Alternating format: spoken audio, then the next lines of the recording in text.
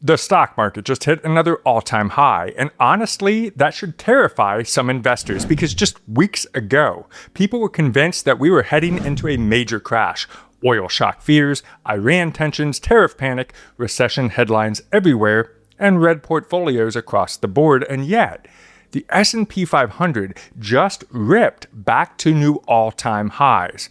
But here's where it gets a little bit interesting. Some of the investments that I personally bought during all of that fear that we just had, they're now up over 20%, even though the broader market is only up 7% on the year. And in a minute, I'm going to show you my actual account live so you can see exactly what happened. But first, I need to explain why this keeps happening, because once you understand it, you'll never look at the market drop the same way again. Here's something that I started asking myself during the last drop. Why does the market keep bouncing back so aggressively nowadays? I mean, seriously, think about it. Everything we've been through. Even in the last several years, we had COVID, we had banking fears, we had tariffs, wars, oil shocks, inflation, rate hikes, and yet, somehow, the market just keeps grinding higher over time. And after digging into this, I found 3 reasons that genuinely changed how I think about investing. The first one is that millions of Americans are automatically investing every single paycheck, of course, through their 401ks and retirement accounts. That means money is flowing into the market constantly, even during fear. When the headlines are screaming that you should sell, the contributions are going to keep coming like clockwork, and that steady demand acts as a floor. The second reason is that big institutions and algorithms are buying weakness while retail investors are panicking. Mechanical systems, well, they're frequently doing the opposite. They don't feel fear, of course. They just follow whatever their programming tells them to do. And the third reason is the one that most people miss entirely. The market is always forward-looking. It doesn't look and wait for headlines to feel safe. It moves before people emotionally recover. In fact, the S&P 500 recovered a 10% decline in just 11 trading sessions this spring. 11 sessions. That's not a lot. And by the time that most investors felt okay about getting back in, the biggest gains were already gone. And that's one of the hardest parts of investing to truly understand. And it's exactly why so many people feel permanently behind. Now, does this mean that markets can never crash again? Of course not.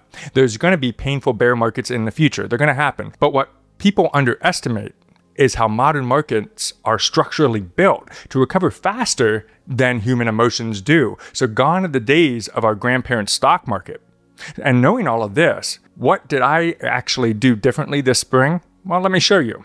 If you're new here, I recently left my corporate executive job after reaching a point in my portfolio where I no longer need to work full time. That wasn't luck, that wasn't a windfall. It was the result of 2 specific investing behaviors that I've practiced for years. And both of them actually showed up in a big way this past March and April. The first behavior is the most important: consistency. When I was working, I invested on a regular cadence, at least once a month, in a low-cost index fund. Regardless of what the market was doing, up, down, sideways, inside out, upside down, does not matter. The investment went in. The second behavior is what I call deploying into fear. So when the market does drop, I invest a little bit more. And to make this work, what I do is I look at our expenses and I find ways to shift the budget, move money around, redirect spending into investing. Sometimes I'd take bonuses from work, put them in aggressively instead of spending that money on something else. Now, the tool I use is free. Anybody can pull it up. It's right here, the CNN Fear and Greed Index. It's simple. When it moves into fear or extreme fear territory, that's my signal to put the second part of my plan into action. It's not a prediction tool, it's a permission tool as I look at it. It gives me the emotional clarity to act when everything around me is telling me to stop. And I did it last April when the market was going crazy, and then again this past March and April. I don't know what is with April. April 2027 might get interesting. I don't know. But let's take an actual look at my portfolio. First thing I want to show you is this. This is the Vanguard total stock market. This represents the entire US-based stock market, up only 7.39% year to date. You can see the April dip. Now let's look at my lot details. Most of your brokerages, if you go into them, you should be able to break down all of your buys by something called lot details. That lets you know every time you buy a little bit more of your favorite fund, how did that particular buy perform over the many years and months and days. So remember that number, 7% up on the year. And here we are, 331, for only a cost basis of 501, up 13.04%. 327, up 14.51%. The reason being is because the market dropped so much and I bought during that fear period, when it came back, it obviously came back a lot stronger than should I have lump summed all of that money right in the beginning of the year in January, because then it would only be up 7%. Let's take a look at the NASDAQ, represented by QQQM. Look, up 12.59% year to date, doing a little bit better than the broad market. That's great, but let's take a look at the same thing. I actually invested a little bit more aggressively into QQQM during this past drop. Now you can see this 327. This is actually a dividend that was reinvested, up 22.24%. And then look, this is, I did move a lot of money around. I had a big ability to invest aggressively. 327, up 22.33%. Remember what it was, the broader 12.59 year to date.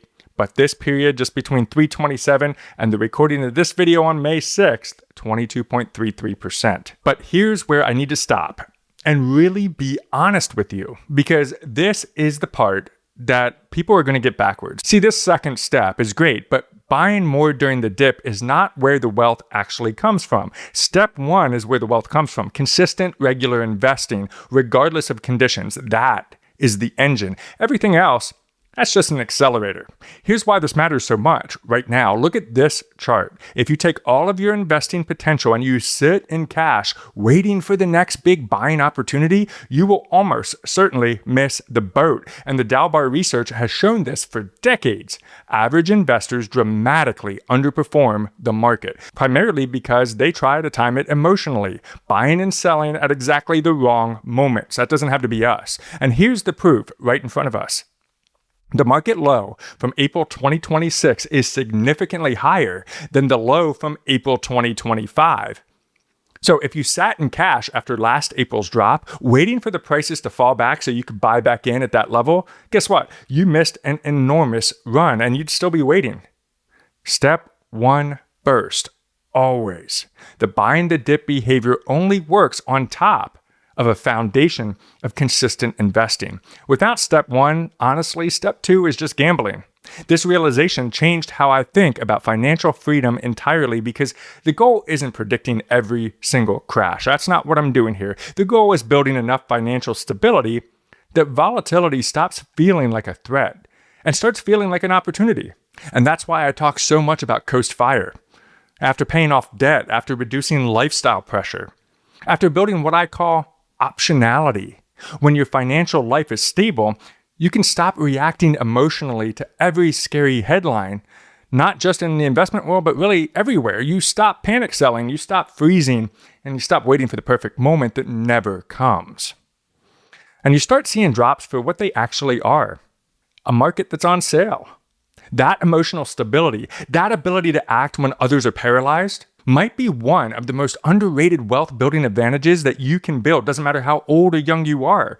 You can't buy it. You have to build it slowly over time through the habits that we just talked about. The market just hit another all-time high, and a lot of people are still emotionally stuck in the correction that already ended. Don't let that be your story. And if you want to understand the full journey behind how I built that stability and how I went from being massively in debt to Coast Fire and walking away from my corporate job, I made the entire video on that, and you can watch that by checking out this video next. It's the context behind everything I just showed you. Keep building your Sharpe money, and we'll see you on the next video.